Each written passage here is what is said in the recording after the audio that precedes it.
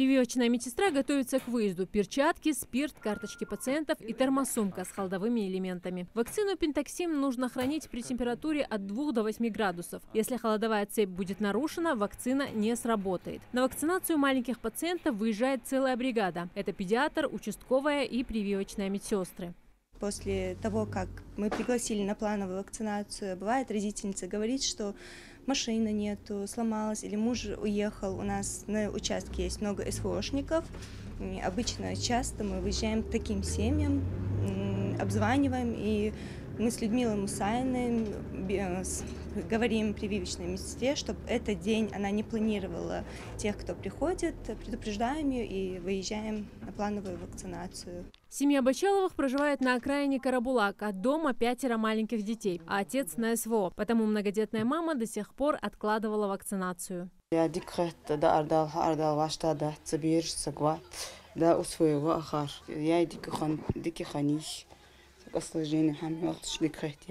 Перед каждой прививкой обязательный осмотр детей. Сегодня к вакцинации от полиомиелита готово 3.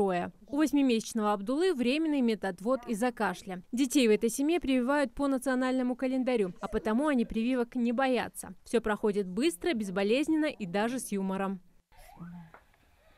Сладкий.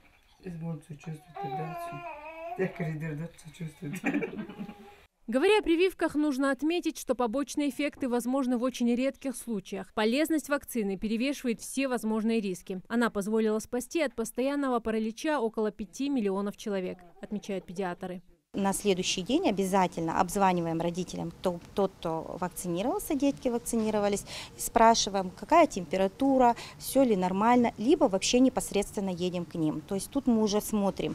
Если, конечно, например, мама говорит, что-то покраснело или была температурка, естественно, мы осматриваем ребеночка в данной ситуации и даем рекомендации. Но вообще за последнее время у меня не было таких. Да, может местная какая-то реакция быть, покраснение, но это норма. Может температура быть, это тоже норма. Это не является патологией или каким-то, или именно осложнением. Как многие считают, что это осложнение. Нет, это не осложнение, это нормальная реакция абсолютно. Это наоборот, иммунитет нарабатывает антитела, хороший ответ организма. Далее медработники отправляются к семье Евлоевых. Алие 9 месяцев. Она, как и 2 ее старшие сестры, получает вакцины по нацкалендарю. После осмотра доктор берет у мамы письменное соглашение. А далее дело за прививочной медсестрой. У нас 3-я по счету вакцинации, и вакцина не дала никакой осложнения. У нас все прошло нормально. Я считаю, что прививать детей надо обязательно, так как это самое эффективное средство защиты наших детей от инфекционных заболеваний.